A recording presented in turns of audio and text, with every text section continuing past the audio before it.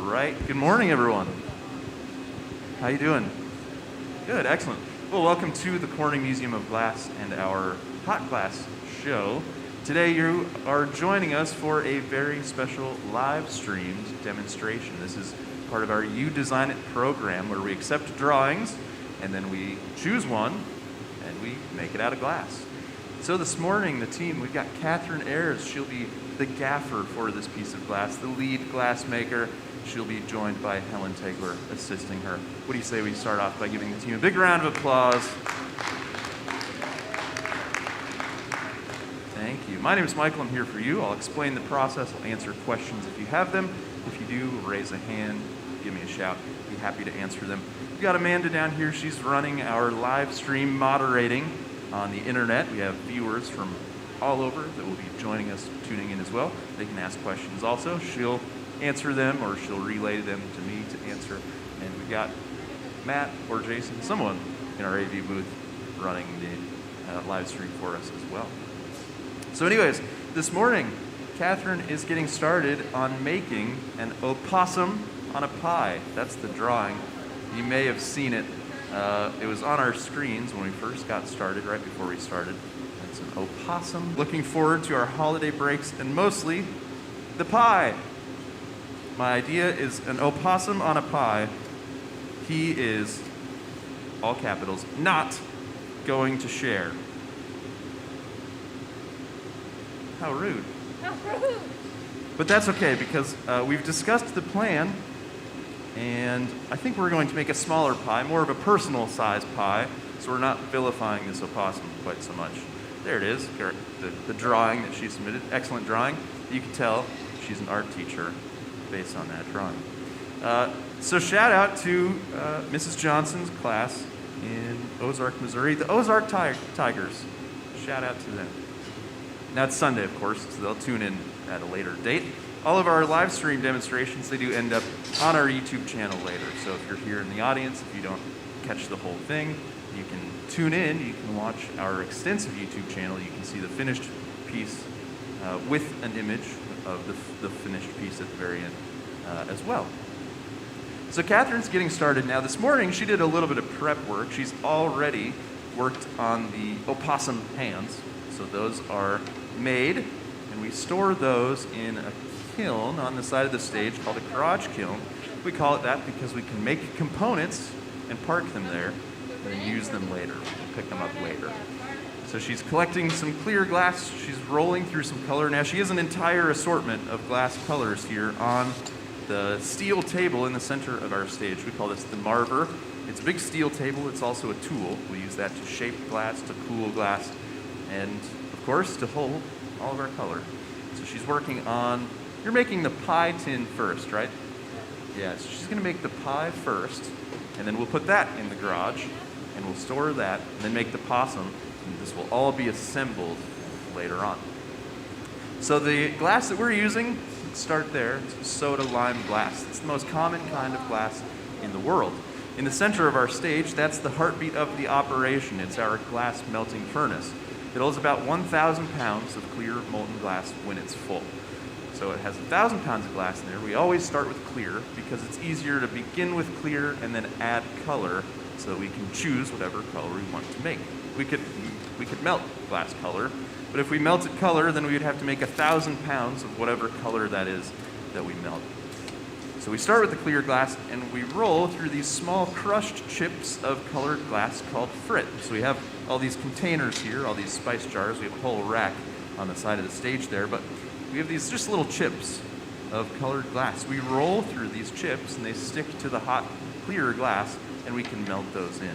That's kind of a fast, easy way for us to apply our color. And we don't make that color. It's commercially available. You can find it online. I think the website is Hot Glass Color or just glasscolor.com, something like that. Very easy to find. We have almost 200 choices of color, I would say, that we can pick from. Yeah. Yeah, is the color all on the surface or does it go all the way through? Well, right now it's just on the surface. Now we can make layers. So when we collect glass, we're always building that material up in layers. When we get glass out of the furnace, it's about the same viscosity as table honey. It's very runny. It can only support so much of its own weight. So we build it up in layers. We let one layer of color, and then more layers of clear on top. But these different colors, they're made with different metal oxides and chlorides, elements from the periodic table, make our different colors. So everyone loves the dark cobalt blue down there. So to make cobalt blue, we add cobalt. To make gold ruby, we add gold. So depending on which metals are added, that changes the value of the color pretty considerably. But we have all these different colors down here. We have pie colors, we have possum colors, all laid out and set. So we're working first on the pie tin. So that's what Catherine's got going on here. Now you can see she's added some texture to the pie tin by dropping that glass into an optic mold. We have a series of molds here on our stage that we can use, different sizes, different internal textures. So she used a mold that has some straight ribs to give kind of that, well, corrugated sort of texture that you see on pie pans. So that's what we're working on first. So we'll make the entire pie, and I'm not sure, I think from the drawing it looked like it's maybe a, what would you say, is this a cherry pie? I think this is a cherry pie. So we'll make a cherry pie first. Excuse me. So Helen, are you working on the, what is this? Is this the pie filling? The pie filling.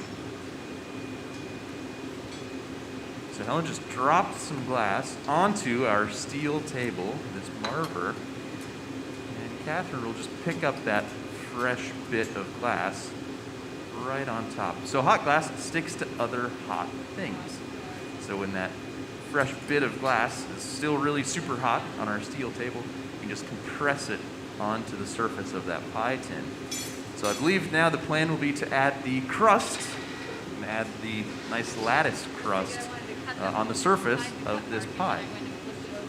So what we're doing, we call a lot of this bit work. As we bring additional bits of glass, it's just bit work. So we can sculpt and add. It's very much an additive process, and actually very little glass blowing. When we do say that we're glass blowers, it's a really small portion of what we're doing, especially on a project such as this one. This is much more glass sculpture. So we can say that we're glass blowers, but it's not a fully encompassing term of what all we're capable of. So Catherine and Helen, they're both really great glass sculptors. Everyone kind of has their own preference of what they like to do, what they like to focus on, what they like to make. I'm pretty good at making cups. I like to make cups. They're really good at sculpting. So she's pushing that color and that pie filling into the pie tin. And you can see the way that she rolled the glass on the steel table really helps shape up that pie tin. She kind of had a nice round shape originally. Rolling on that table set the angle a little better for what a normal pie tin looks like. So she'll work on finishing that up. Helen is working on now the crust for the pie. So she'll get that going. She's using a nice light tan color called ochre yellow. So everybody here in our studio audience, you can really see this nice tan color that we have to make the pie crust.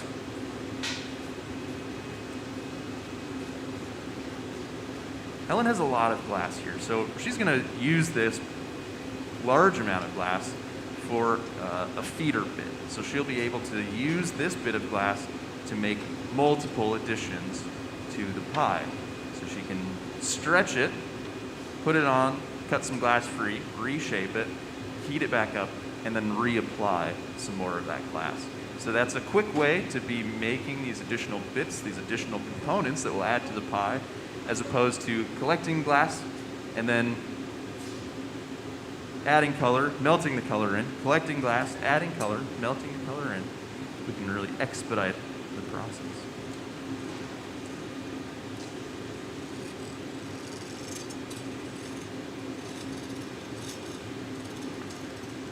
Some hopping in here. We're just straightening out this pie and adding a little bit of volume as well. So Catherine was blowing glass. You couldn't tell. We're blowing glass in a different way, you days. For 2,000 years, the tradition has been that we collect glass on these hollow stainless steel blowpipes, and we put our mouth on the end of the pipe, we blow right through it, and inflate glass. Of course, with masks, we can't do that. So we have this auto-inflation system. It's just some compressed air. At Catherine's feet, there's a pedal. You step on that pedal, it opens up the air valve, and it inflates glass for us at about 2 psi. So very little pressure is required to inflate glass while it is hot. So there's a tube connected to the end of the pipe, and when we press that pedal, the air flows through that tube and inflates glass for us. So it looks almost like it happens by magic these days, but we are inflating glass through that compressed air system. So check this out, adding some of that crust, stretching the glass, winding it around the top, making a nice little circle. Now you can really see how far glass can stretch when we add these additional bits. When we add wraps like that, Catherine was able to just cut that glass free. So she added it, that hot glass sticks to other hot things, winds it around and cuts it free to begin the crust. Any questions here at this point as we get started with our opossum on a pie? All right. So it does say in the artist's statement, it says specifically it's an opossum. So I did some quick Googling to find out the difference between an opossum and a possum. Some sources, Merriam-Webster, says you do not have to pronounce the O. Some places say you should pronounce the O because an opossum is the North and South American version of the marsupial, and a possum is the Australian version of the animal. In North America, we have the Virginia possum. That's the possum in all the Americas. But then in the Pacific, you have a different possum. It's slightly different. But from what I learned in my 5-minute Google search was Captain James Cook, the British explorer, got to Australia and he said, well, it looks like a possum. We'll call it a possum. Hence the name possum. So apparently the distinction is regional between a possum and an opossum. Of course, someone should probably fact check that because that was my fast 5-minute Google research. But you know, everything you see on the internet's true, so it's probably accurate. I think that's what they say. Can you hold this? Sure.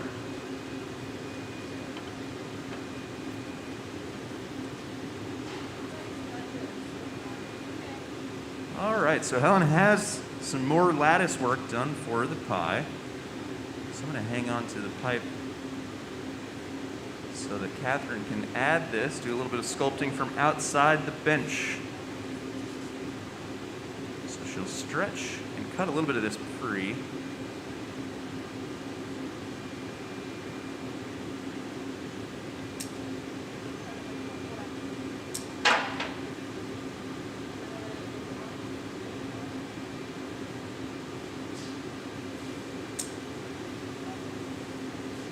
So stretching the glass and laying it onto the top of the pie, just like how you would make a pie.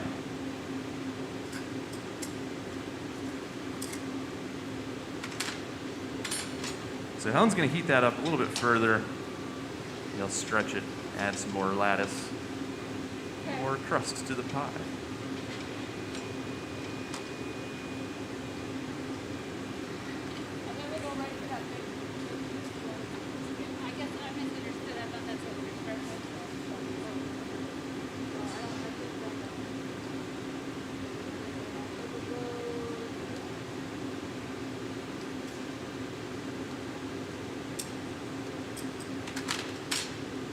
You're welcome.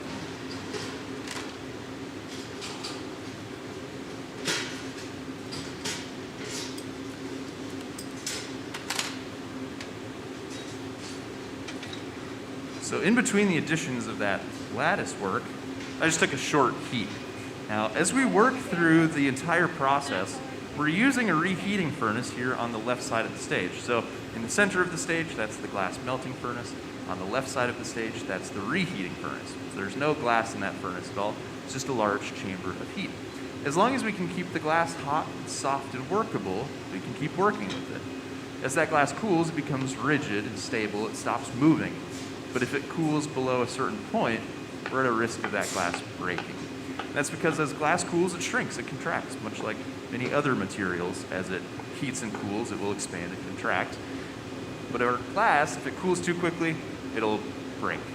So we're always maintaining a temperature really above about 1,000 degrees while we work with this glass. Now, it never really looks like it's 1,000 degrees, or oftentimes through the process, it doesn't look like it's 1,000 degrees. It doesn't look like it's 1,000 degrees right now. But I can assure you, because it's not breaking, it is very hot. Now, that brings me to another point.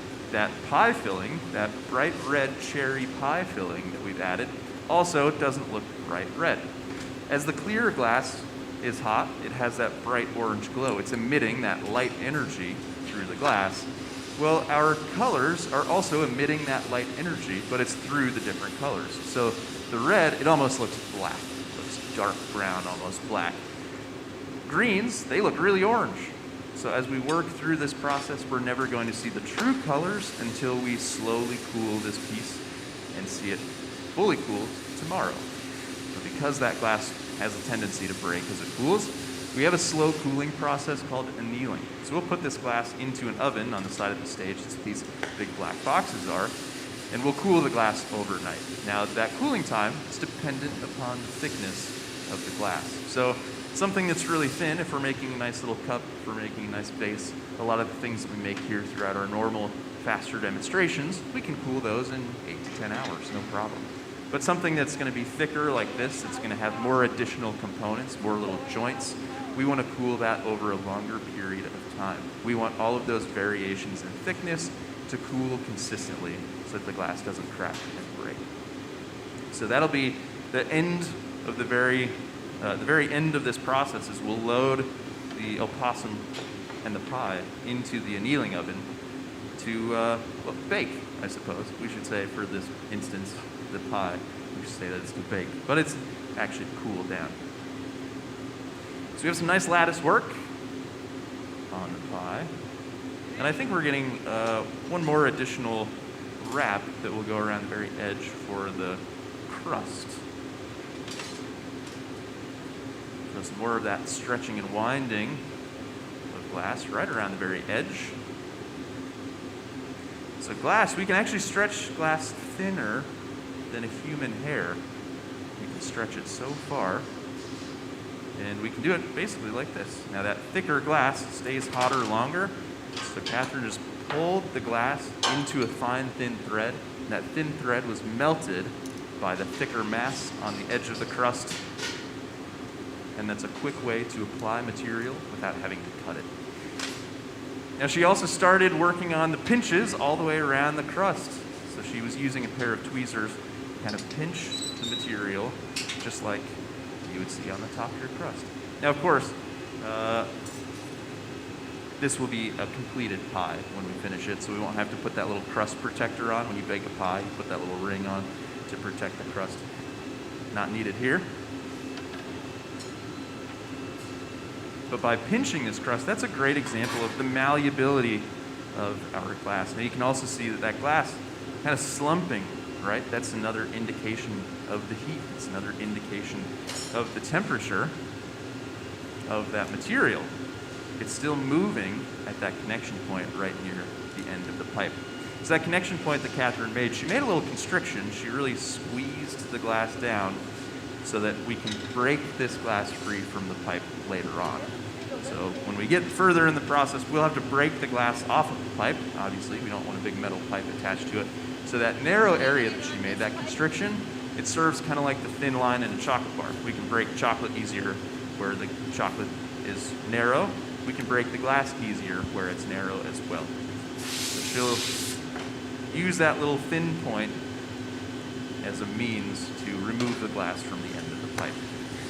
So it's talking about basically how much we can stretch glass over here. I actually have, this is an example of how far we can stretch glass.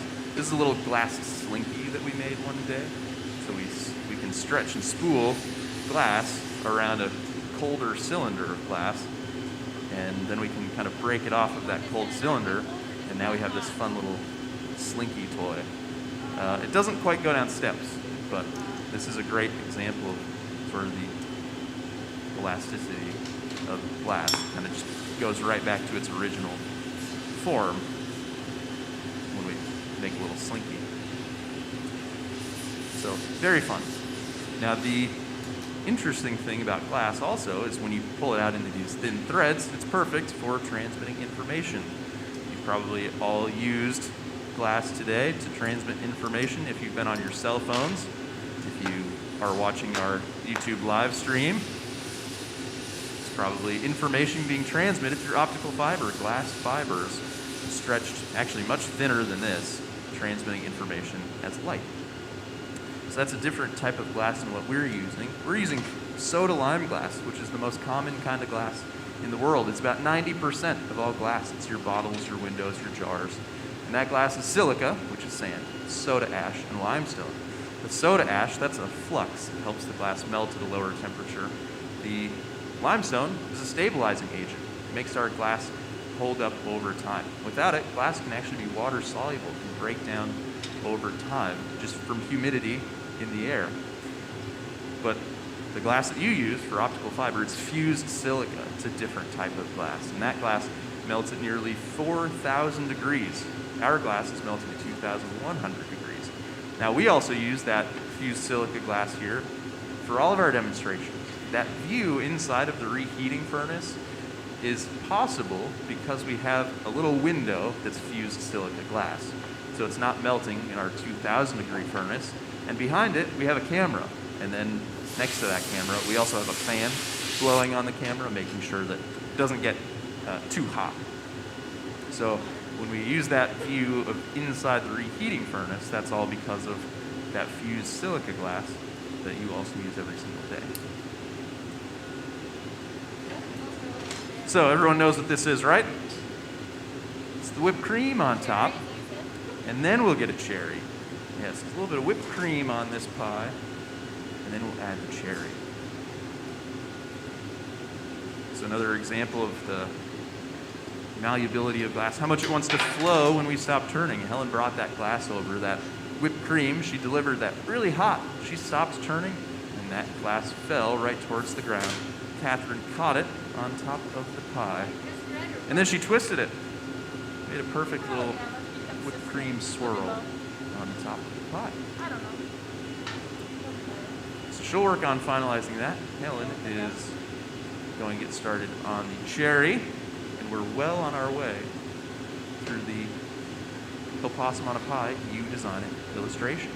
Now, if you're already enjoying this as much as I am, you can make your own drawing. You can submit your own drawing anywhere you are in the world. You can look at our website and you can submit a drawing for a You Design It illustration. And if you're lucky, maybe we'll choose your drawing and make that in one of our future demonstrations. Now, the great thing about this is that if we choose your drawing, you get the glass piece. We'll send it to you. So Lindsay in Ozark, Missouri will get this piece once it's all finished.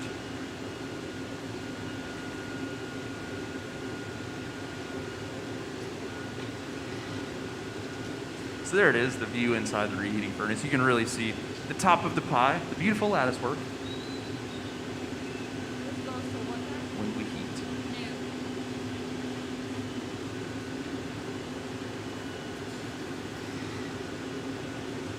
So our glass color doesn't necessarily work like paint. We don't really mix those colors, but we can layer those colors. And when we layer the colors, they don't mix. They don't sort of blend or bleed together. But what Helen has done is she's just used some red glass, some opaque red glass, and then on top of that, she rolled through some gold ruby. So it's a transparent pink glass. And when you roll transparent pink glass over red glass, it just makes it a little more vibrant. It gives it a brighter color. So the transparent color, while it doesn't mix, it does appear different when you have that opaque glass underneath it, especially red glass. If we're using transparent colors, oftentimes we'll use white underneath. It's like gesso on a canvas. It really helps that color pop. But when we use different opaque colors, that can really change the color of the transparent. So the pink on the red will make this really pop, be a brighter red, and it will also distinguish that color a little bit from the cherry pie filling.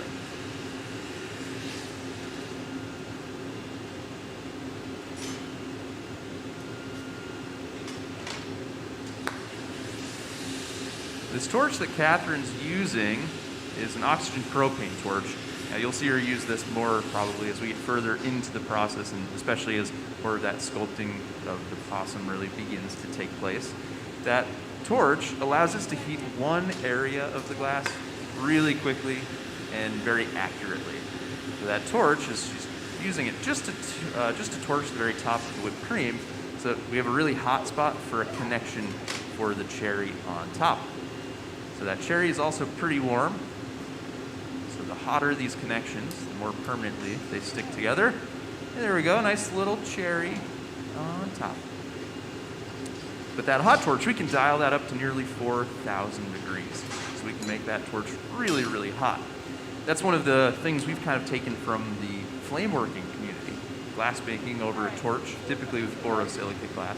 It's another type of glass. You probably are familiar with borosilicate by its brand name of Pyrex. It's a glass that has a lower coefficient of thermal expansion. You can put it in your oven and it won't blow up. This glass, if you put it in the oven, can break. But that torch is used for a lot of that flame working process, and that's something that we've adopted here into what we call furnace working, using our giant furnace to make and melt glass. So that torch is a really great tool. That's one of the newer developments. For us, glass making, it hasn't really changed so much in the 2,000 years that humans have been blowing glass. But the torch and then really just changes in equipment have been the biggest adjustments in the process. So I think we are all done with the pie. It looks wonderful. Yeah, I think they should get a big round of applause. It's a good looking pie. So that will go into the garage kiln. That will be maintained at a temperature right around 1,000 degrees. It's hot enough that it won't crack and break, that it won't cool, won't crack and break. But it's also cool enough that that glass won't start to deform, it won't slump, it won't melt back onto itself. So we've got our little roller machine here. It's an automatic machine. There's a set of wheels and a motor, and it will turn this pie in the oven. So now it's a rotisserie pie. So Helen's getting that all sorted, and in the meantime, Catherine's getting started now on the opossum.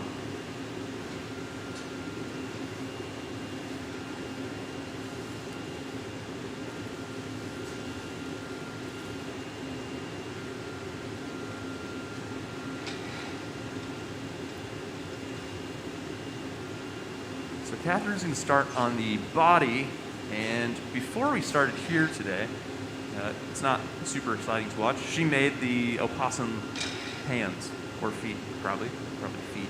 So she made those, so they're in the garage, and also the head, the possum head is in there as well.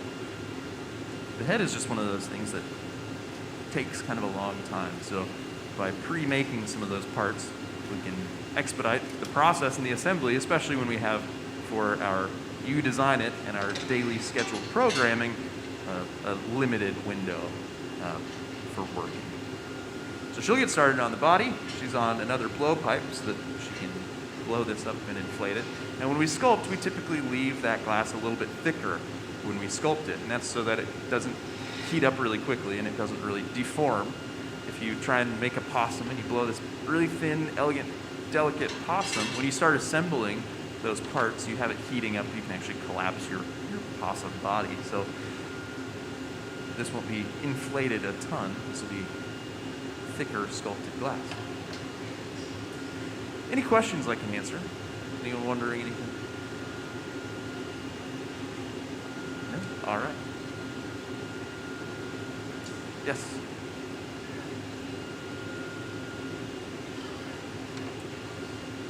Sure. Yeah, do we have to wear tinted glasses? You know, we don't really wear tinted glasses so much. We're not too worried about, soda flare or anything coming out of that reheating furnace. It does get a little bit obnoxious on cloudy days, kind of like today. It's a pretty dark space, so if it's cloudy and it's dark outside, if it's a gloomy day, it's a little tougher for the eyes to adjust between looking inside the reheating furnace and looking at the glass when you sit down. But we do have a little shield on our heat shield. So in front of the reheating furnace, we've got that stand there, that heat shield. We kind of stand behind that just so we're not getting blasted with 2,000 degree heat all day long while we work. And in there, we have a little shield. It's a didymium lens, so it's kind of a dark purple tinted lens. And we can look through that, and that sort of alleviates some of the brightness coming from the furnace. Now, if we use those hot torches, sometimes we'll wear glasses as well. Yes? Yeah. Catherine, I'll get you a bigger tin in 1 second. You both needed me at the same time. The white smoke? Okay.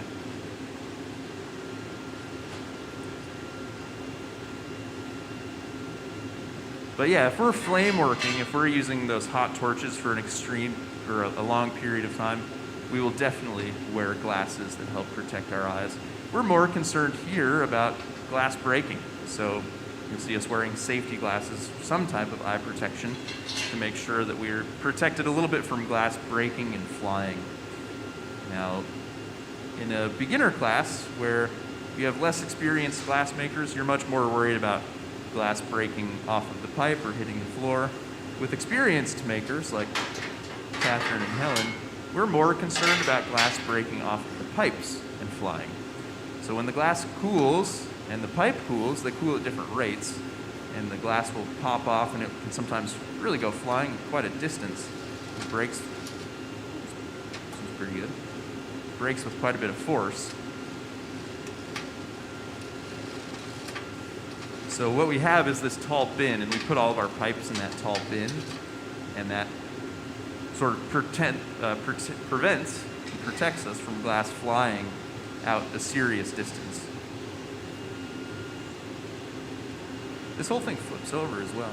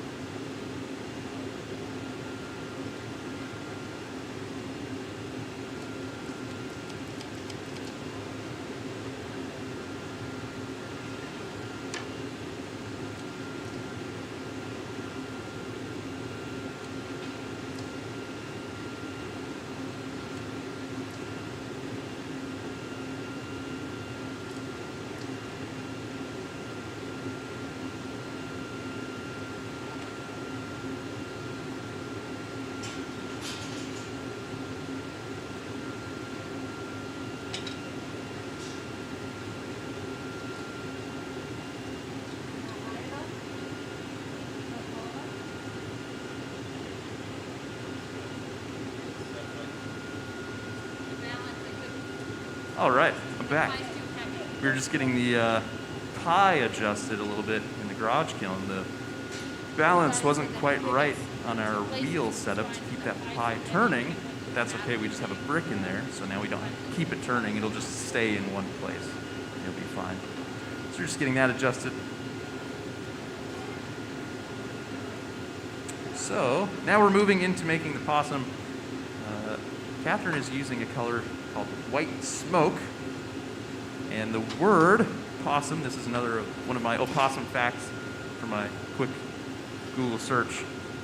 The word that it derives from means white beast. Very intimidating name for an opossum. We were also looking at opossum pictures before we got started. We typically will look at images so that we have something to reference. Even though we have a drawing, it's still good to look at the actual animal. And we determined that when an opossum has its mouth closed, it looks pretty cute. When it has its mouth open, it looks terrifying. It's vicious, it's big teeth. It's very mean.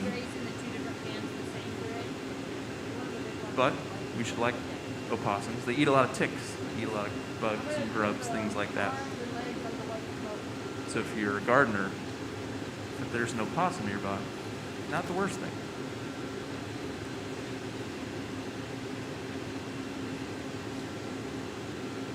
Are we done with the pink then? Or do you need that for the tail? Yeah. Well, no, I just need the flamingo.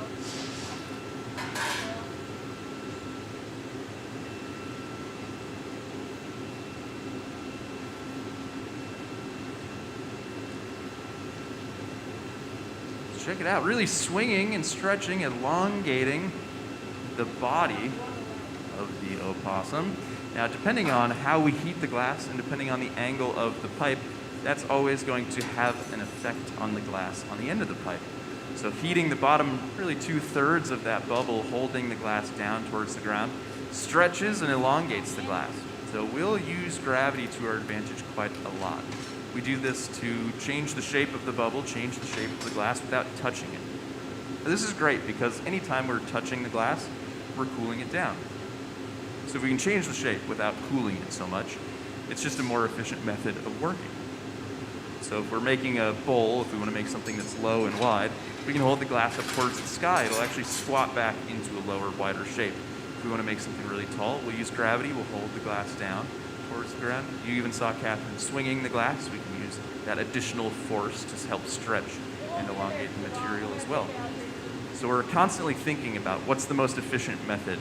And when you first start learning how to blow glass, you're terribly inefficient at glass making. If you watch a beginner try to make a cup, it will probably take them an hour to make a cup.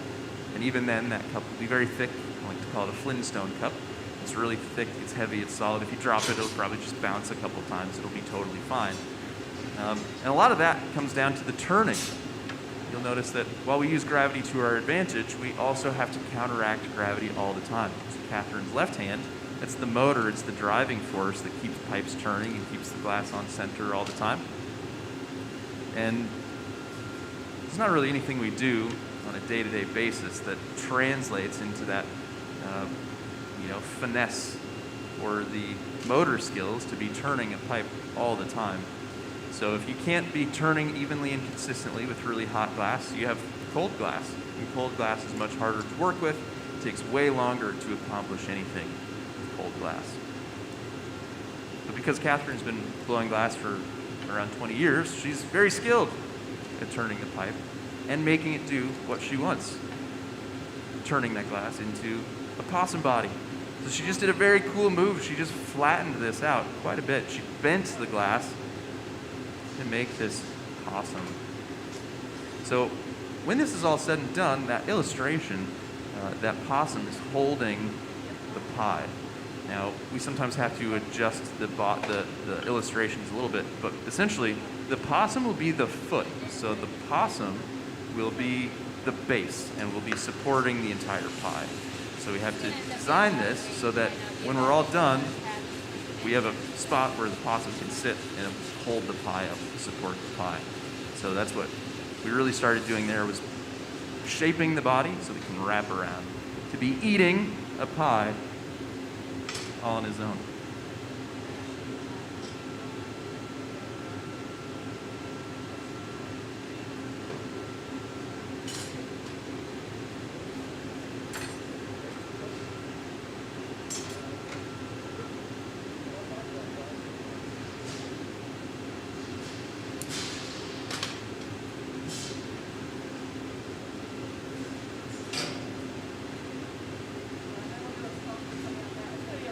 I just added a little bit of glass right onto the back of the opossum. Now this is going to be a place where we can put a secondary pipe, and that will allow us to work on finishing the top of the possum where it's connected to the pipe. So where it's connected, we'll break that glass free, finish sculpting, attach the rest of the components and the bits. But while we do that, we need to work on another iron, another pipe. So I think the plan is, trying to listen while I'm also talking to you, but I think the plan is that they'll create a blow punty. So a punty is a temporary handle that we attach to the objects so that we can keep working on them. But this will be made on a blowpipe so that we can add a little bit of volume and continue to inflate the glass. Oh, okay. Yeah. Yeah. All right, so I've been filled in. We're adding the pie next. So Helen's going to get the pie warmed back up. So she'll move it from the garage back to the reheating furnace. And Catherine's going to glove on the pie. So she's going to put on our big glass studio size oven mitts. They're much thicker than your standard oven mitt at home. They're made of a Nomex Kevlar. It's a blend of the two. It's the same material used for firefighting suits. So she'll be able to grab the pie with these gloves, and she'll be able to hang on to probably about a minute before the gloves in her hands start to really get warm. So she'll grab onto the pie and place it onto the body of the opossum.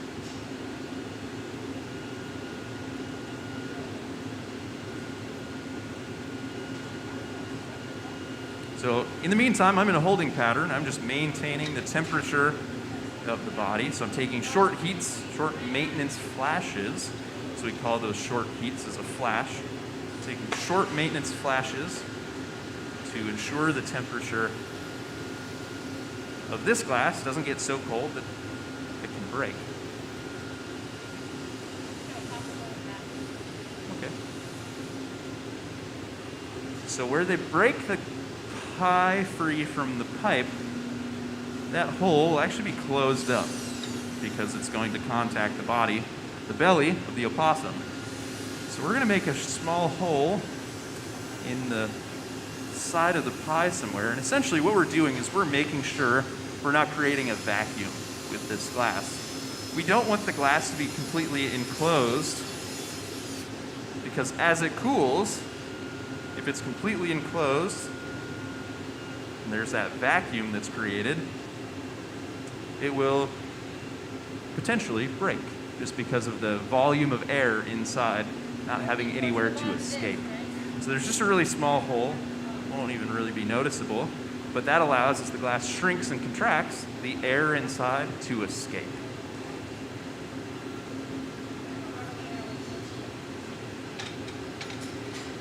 So that's a lot of things to think about, making sure that the air inside the pie has room to escape. So we've broken the pie, and now we'll hot torch the bottom of the pie. So really heat the bottom of the pie a lot.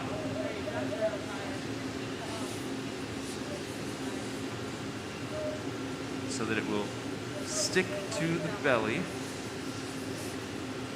You can see a little bit of the flame sneaking off the edge, getting the gloves there.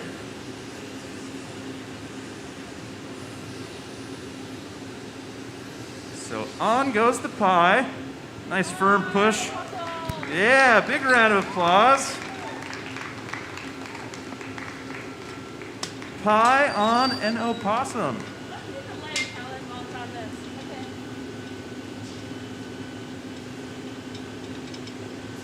So while we work in traditional glass making practices, we make a lot of vases. We think about those objects. Those are all perfectly symmetrical. And while you turn, that weight is evenly distributed around the center axis. Now that we have this awkwardly shaped opossum and a pie on top of it, as you turn, you have these heavy sides and you have these light sides. As you turn, you're kind of fighting the glass from falling one direction, and then you kind of have to fight to get it turned back up on top. So once you have something that's offset and off-centered like this, it becomes much more difficult to turn, and it becomes much more challenging and much more taxing on the arms, that's for sure.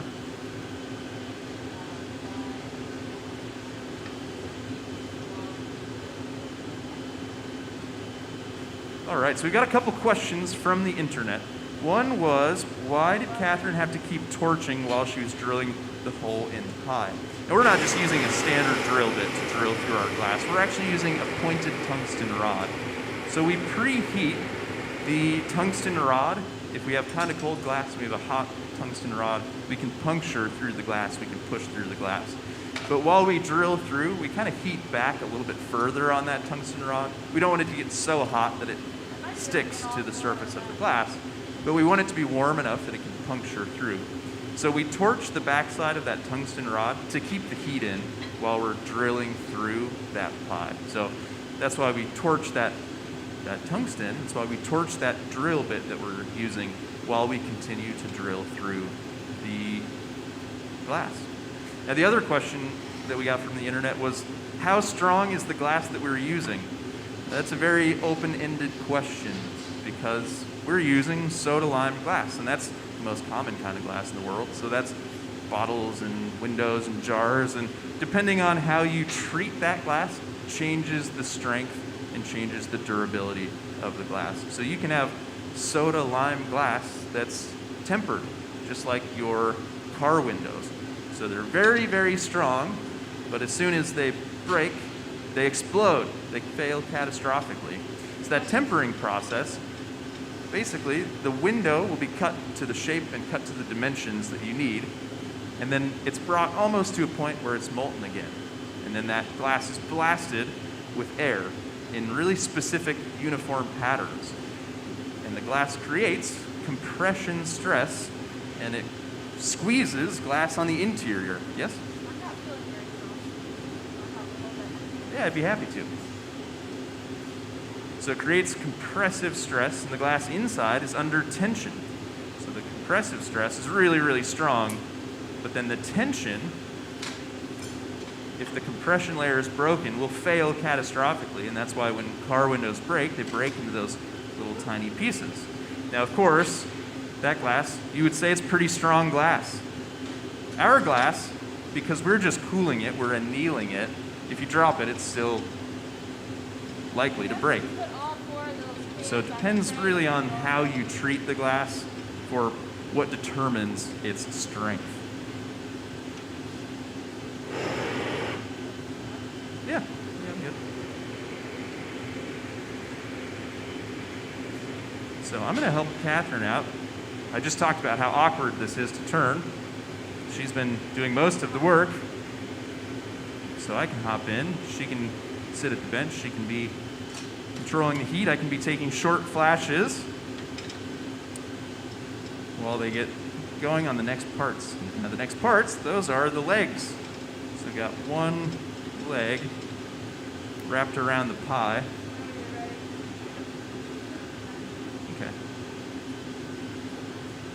So this allows me to hold the pipe down to make sure it doesn't really turn while Catherine is placing those legs where she wants them. Now she puts the legs on and she makes the leg kind of short, and then she stretches it and cuts it free.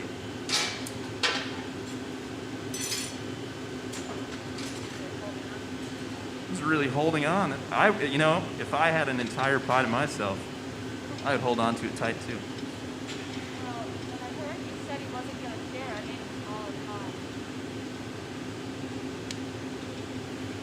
So we're taking just these short heats, maintaining the overall temperature. Now, you can really see that leg that we just put on still has much more glow than the rest of the piece. The hottest thing into the furnace, that's the hottest thing back out of the furnace. So if we needed to, we could make little adjustments at that point, but it's a one-shot wonder there.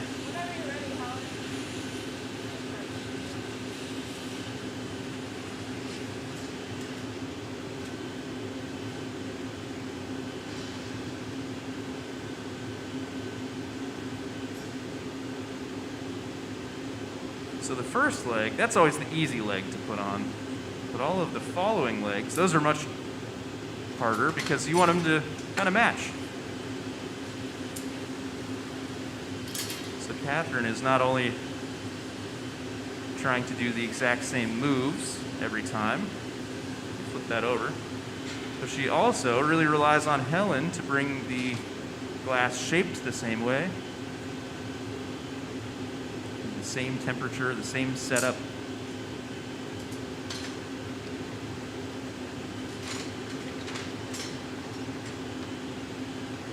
It'll go right to those hands.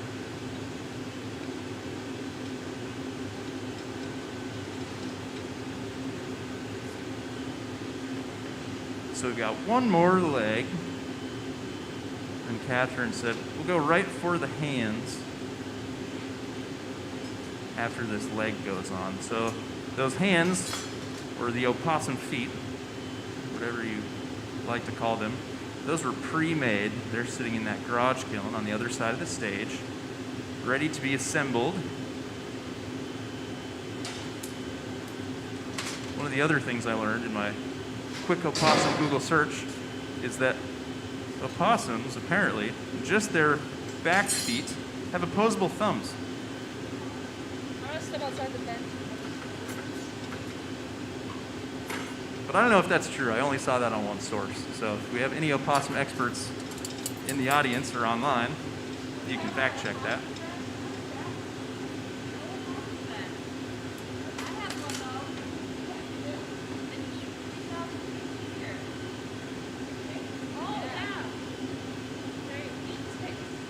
They eat ticks. Yeah. Yeah, if just get an opossum to take care of the ticks in your yard. The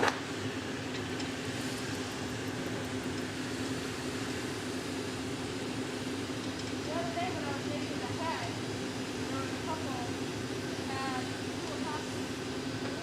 Oh my god. They said, I don't know if they're in the trap. They said they had a possum bag. They have two opossum rescues. Oh, so cute. So cute. They said they were going to love. So some visitors the other day said they have 2 opossum rescues. Do they keep them as pets? What's the pet opossums?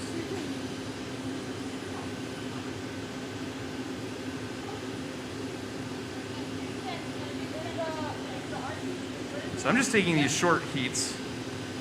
Catherine is torching where that first foot will go. So building up temperature, building up heat in that connection point.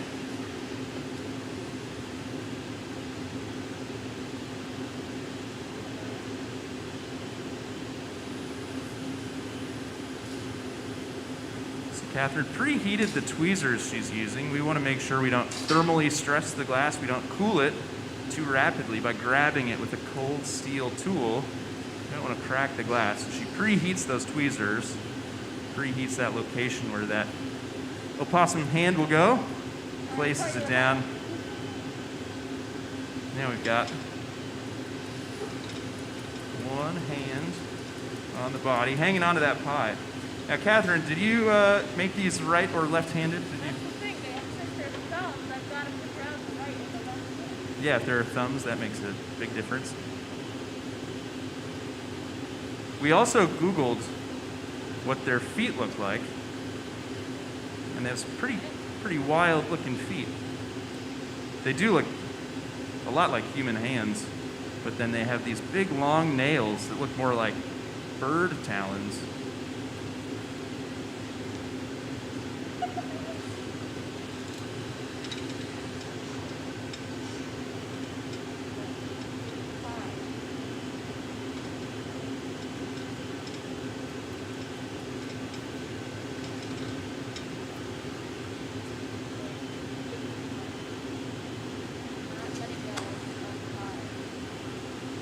If I encountered this opossum hanging onto a pie so tight, I would let it be.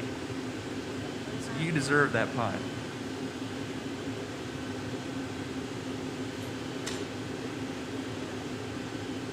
Ready when you are, Helen.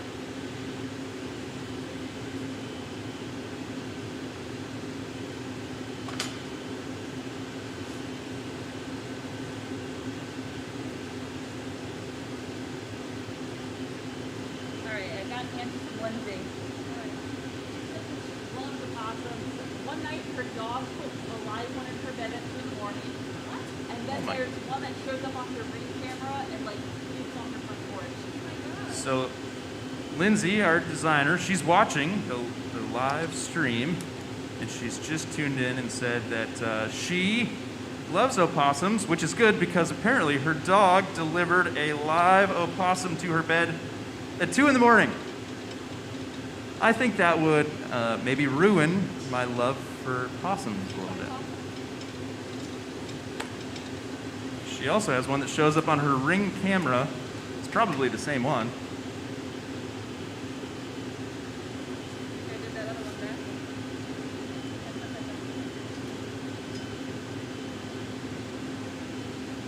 Yeah, we'll go backwards.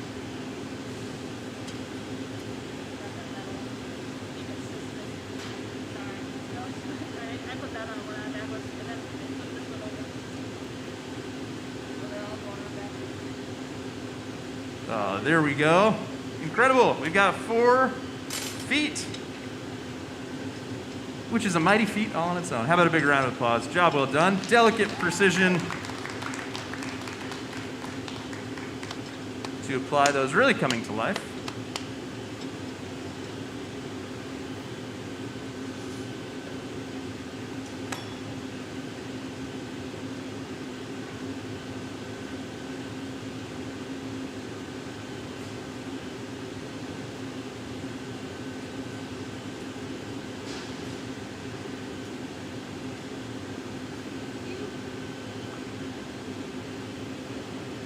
Now curling those fingers around the top of the pie.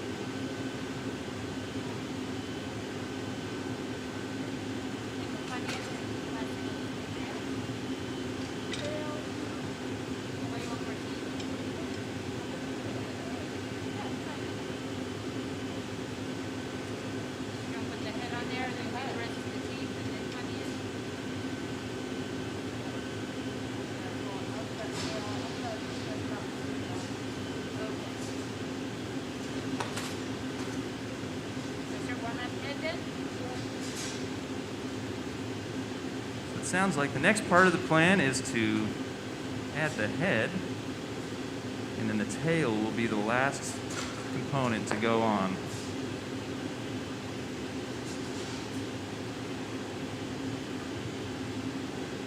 So just finishing up the hands here.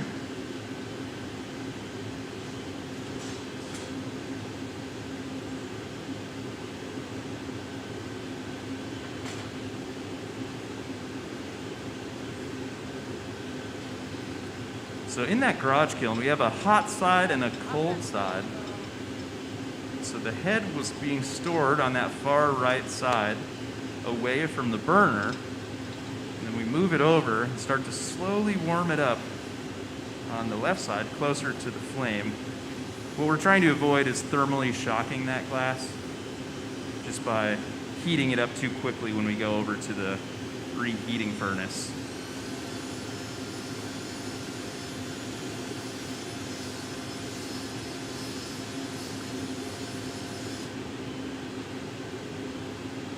So now we've got another hole in the back of the body, because we will close this body up again. So again, we don't want a closed form. Put that away for the air to escape as the glass cools.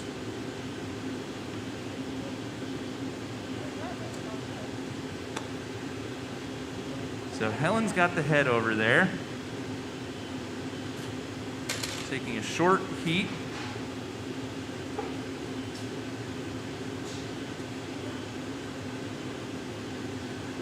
Catherine's warming up the tongs.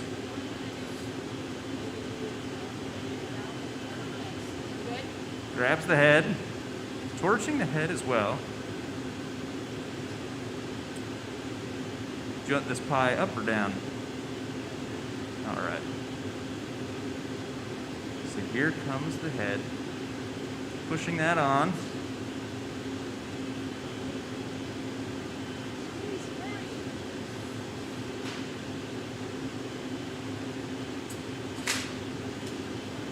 And now you will all get a great view inside the reheating furnace of this possum head.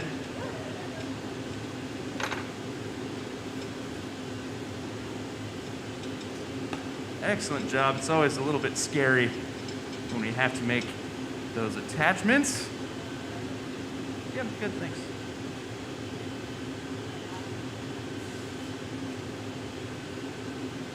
But it looks great.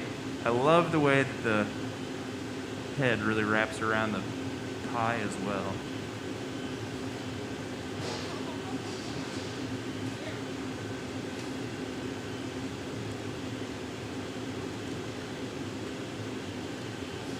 It is kind of scary. That's what I was talking about. As soon as you can see those teeth on a possum, it's much more intimidating.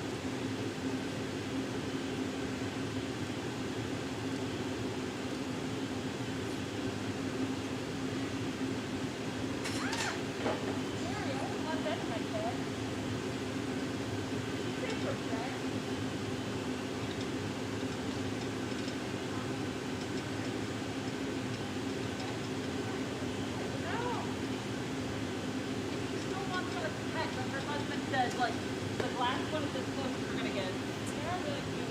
I know. I mean, the video of the they're not like this big there. Yeah, especially when they're carrying their little pieces up their ass. So cute.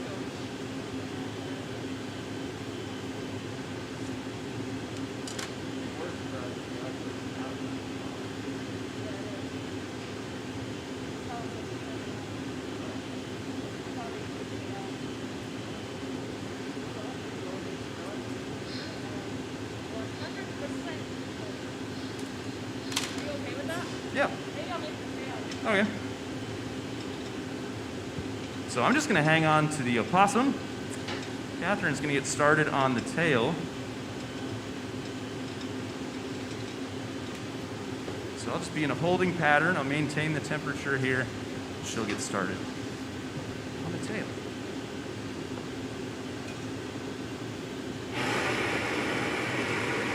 So we have a variety of sculpting tools here. And one of the tools that Catherine just used to push the glass down around the neck and around the back of the head is one of our favorites, a butter knife.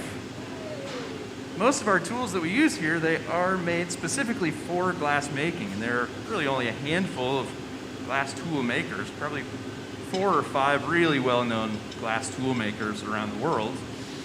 You can imagine it's a pretty niche market, making glass blowing tools.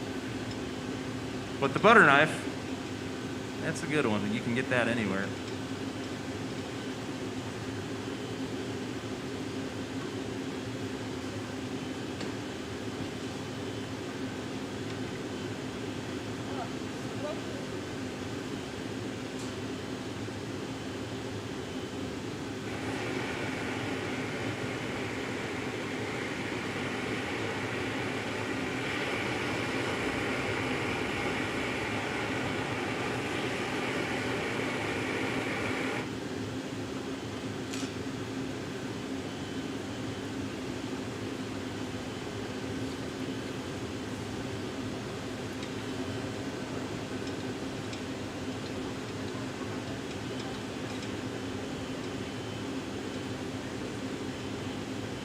So the tail, it's pretty big and it's long and it wraps around the pie. So as we assemble this, we have to think about the order that we will assemble it and the order that we'll put all these components together.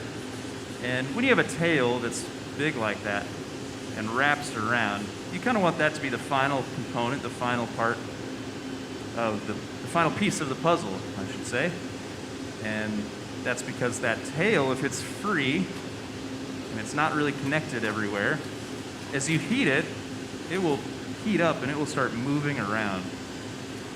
So we're always thinking about the order that we assemble our components. It's just like if we're making a pitcher. You make a pitcher, the handle will be the last thing that we add onto the pitcher. So most of our glass making processes really come from a foundation. It comes from building blocks. It's common that when you first start learning, you'll learn first just how to get glass out of the furnace. Then you'll start by blowing bubbles and then maybe making a cup and then making a mug. And if you can do those things, then you can really start changing those bits that would be a handle to be an opossum leg. So it's all about a foundation and then building upon those building blocks and saying, what do I know how to do? What are the techniques that I know? And how can I apply those to make something different?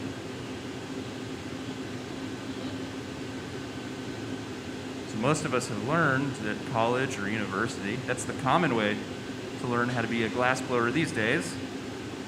But you don't have to go to school to be a glass maker. You can learn by taking public access classes. Just across the parking lot here at the museum, we have our public access studio, the studio at the Corning Museum of Glass. We teach classes there. We have artists come and teach and take classes from all around the world, year-round. But depending on where you are, you can look up glass studios near you. You might be surprised at how many glass studios there actually are.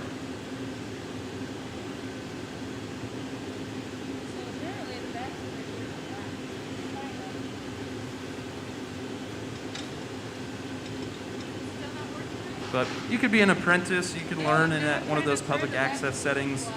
There's still few, but some factory jobs where you can learn and become a glass maker that way.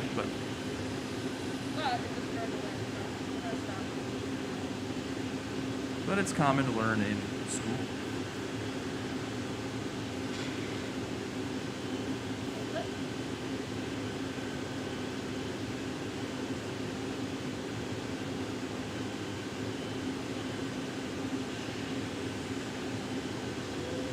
So we're doing a little work on the ears.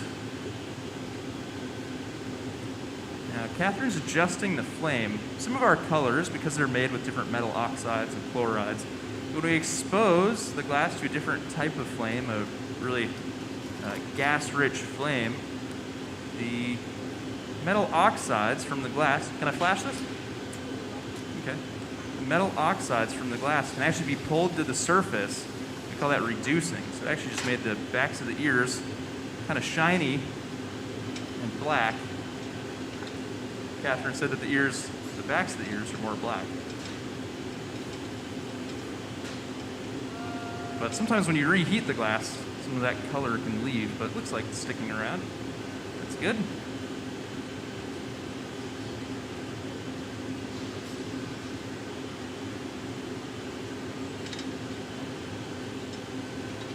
So you got a big tail here. Okay, we'll put this in the garage. So Catherine's going to make the tail. She'll actually sculpt this out. We'll remove it from the end of the pipe. Yeah, thanks. And then we'll store that in the garage as well. Then we'll attach it in a little bit.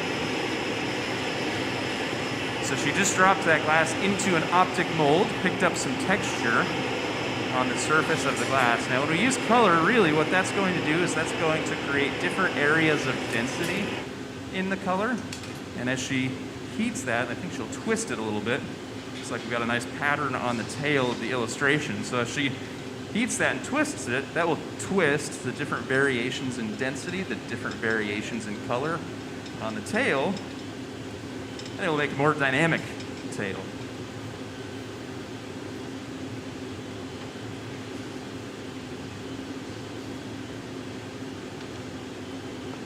So we can twist that a couple ways. She used first a pair of shears. She grabbed and twisted the glass. But we can also turn on this steel table, this marvering table, and we kind of hold the glass in place. Just the friction from the table will help twist that color up as well.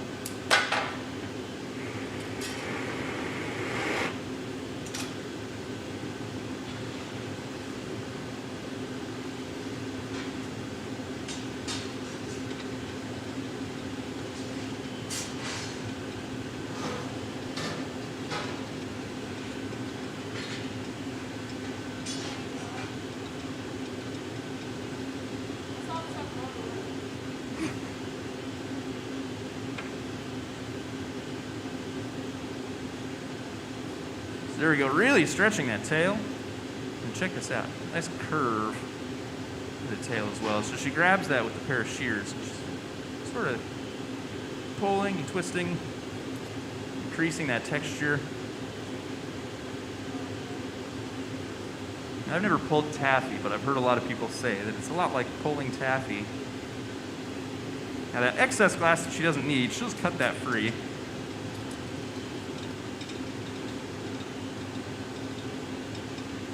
So all of our scraps, pieces like this, we have to recycle. And we recycle all of the glass that we use here, not necessarily back into our furnace or to make something beautiful another day. Those scraps from that tail, that excess tail, we'll send that off to a company here in Corning. We work with a contractor that will take all of our glass scraps, our contaminated glass or our glass with color. They'll grind it up and they'll mix it into concrete and asphalt. So they'll use it as a bit of a binding agent, they'll use it as an aggregate. So it does get recycled for an industrial purpose. Our clear, clean glass, we'll recycle that. We can put it right back into our furnace. We can use that to make something beautiful another day. What's that? Okay. Yeah, I'm okay, thanks. Are you okay? Yeah, okay, great. Helen, are you okay? You're welcome. Amanda, doing good? Excellent. Just do a welfare check on the team. We're all doing well. Everyone in the audience? Doing well? Fantastic. And we'll assume all of our viewers online are also doing great. We'll assume they're watching from the comfort of their home in pajamas. And they're enjoying this as well. All right, got a tail. That looks great. I love that final curl on the tail.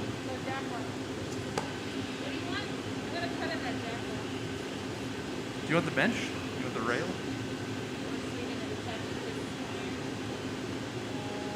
Look at this. What a fantastic photo opportunity, Amanda. We got a opossum without a tail, but its tail is right by it. How fun.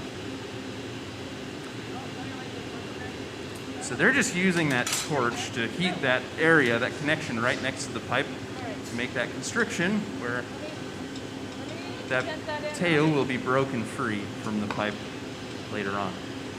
So that tail, that'll go into the garage kiln. Fold that in and then I'll make cookies. You just want to start torching the cookies. Like this.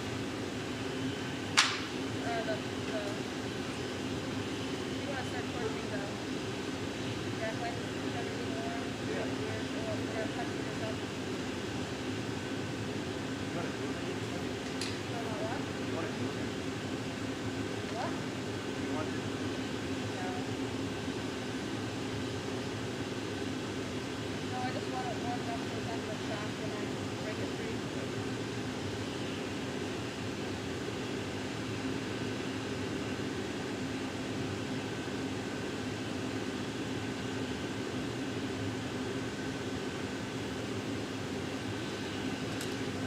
All right, so torching that back, again, that's where this opossum will sit.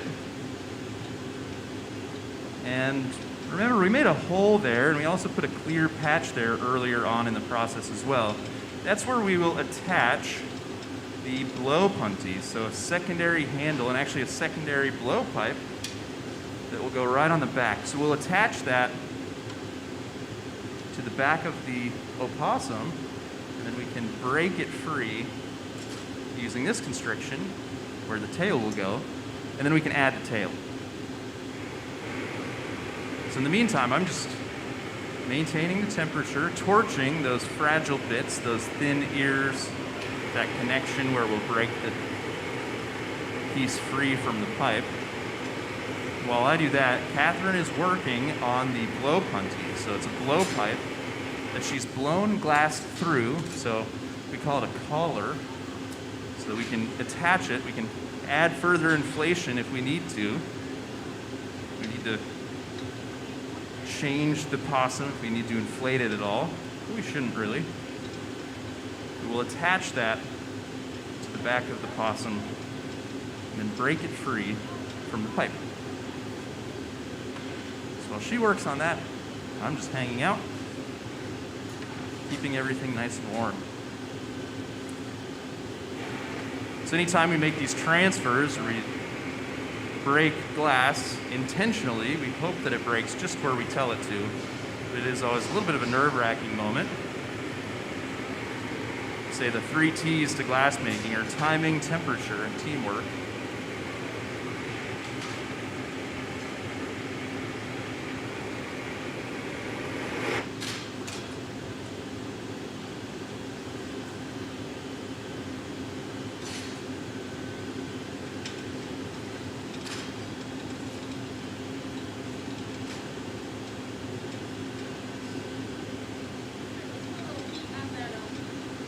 What do you want to do? You want to catch it? You want to break it? I can break it off. Huh? I can break it off. Okay. Or is it easier if you break it off so that you can put the punny down?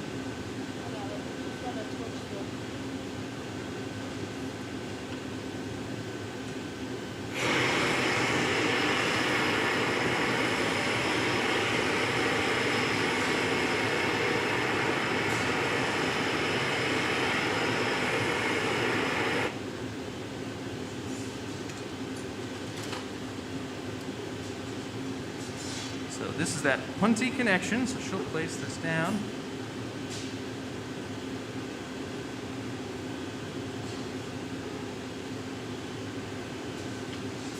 Gives it a good push, makes sure that it's well attached. Give it a little water. Maybe 1 drop. So a little bit of water on that constriction creates some thermal stress. A light tap is all it takes. How about a big round of applause? Always a nerve-wracking moment. So a little drop of water on that narrow area creates thermal stress, makes little cracks. That tiny tap, that vibration, all it takes to break the glass free.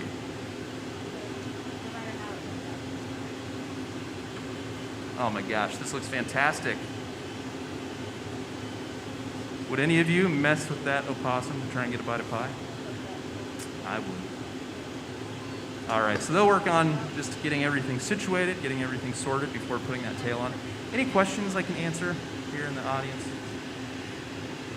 No? All right, well, don't forget, if you would like to see one of your designs be made right here by our team in our amphitheater hot shop, you can submit designs. You can go online to our website, cmog.org, and you can find information to submit drawings, make a drawing.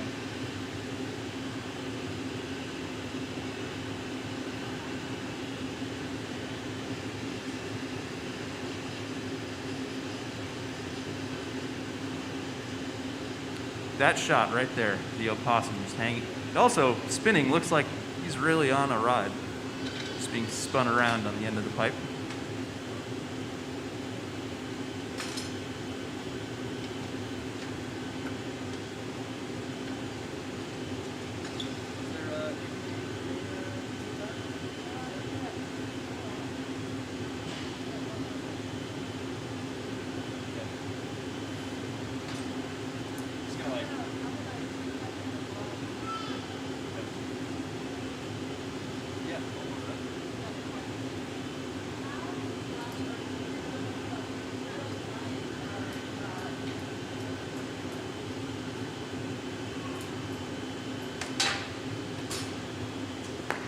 All right, so I'll start warming up the tail. They've just closed off that opening where the opossum was attached to the pipe. So I'll warm up the tail.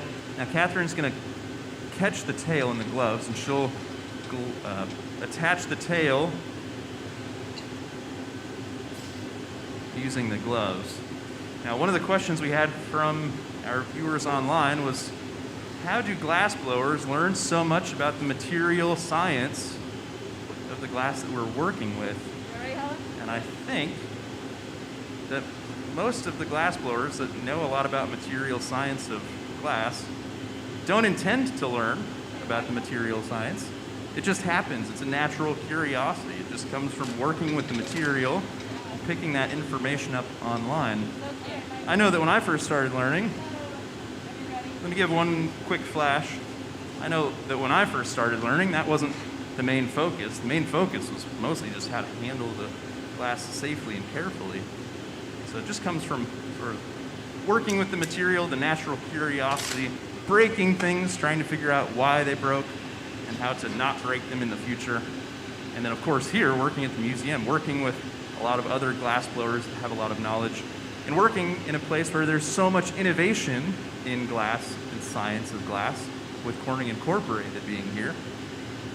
Kind of just inevitable. It's bound to happen. But here we go, attaching the tail.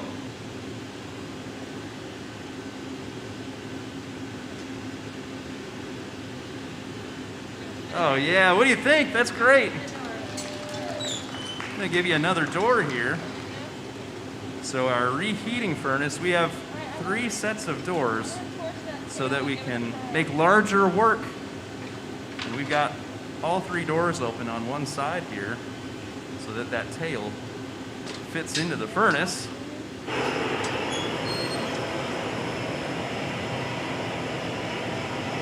So using this torch, we can just torch that center bit of the tail. I think Catherine's plan is to wrap that, coil it up a little bit more just around the pie, a little bit further.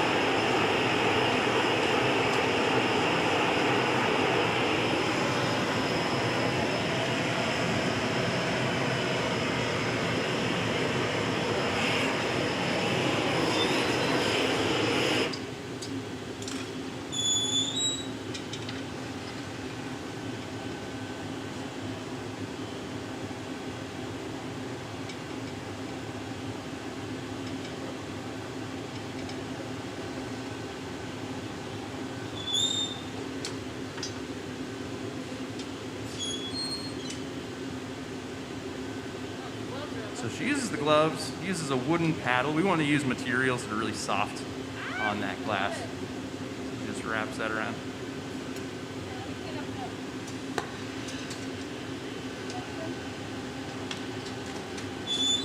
So the great thing about these You Design It's is that the designer gets the piece when it's all said and done.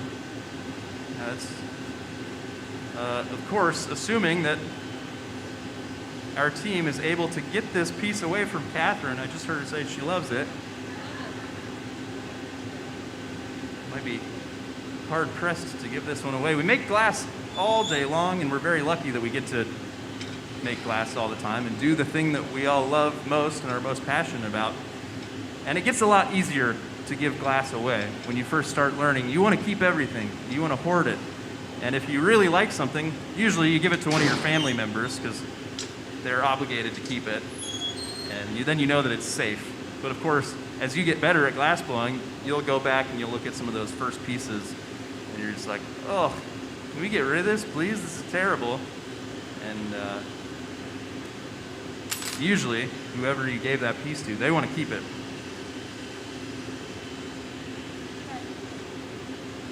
But every once in a while, you make something like an opossum holding a pie, and then it's tough to give up.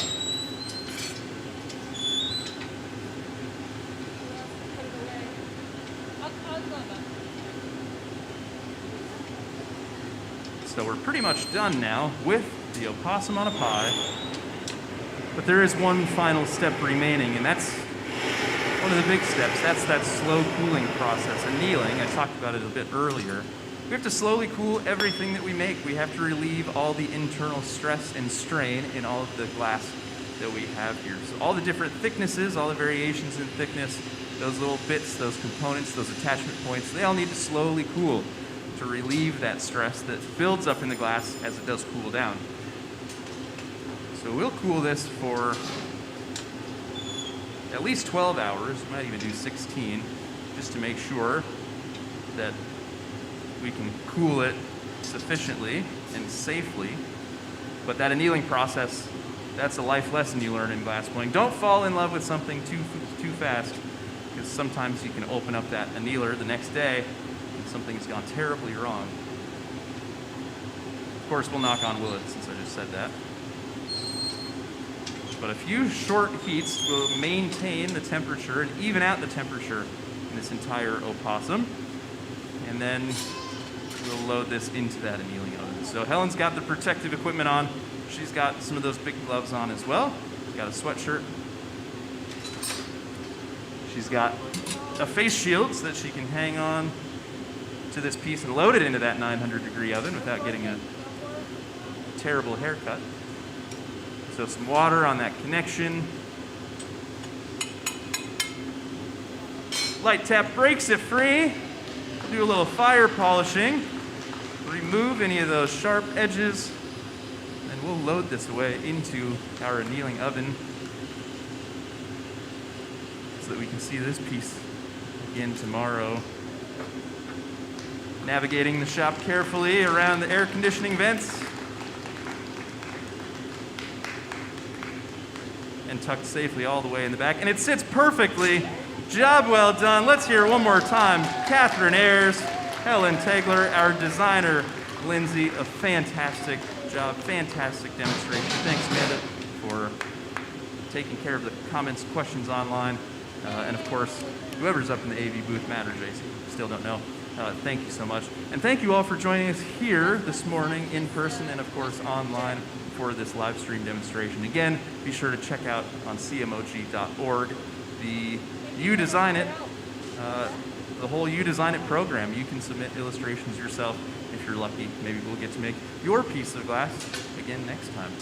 So again, thank you so much. There's a lot to see and do here at the museum. We'll do demonstrations all day long. Enjoy your afternoon. Thank you so much.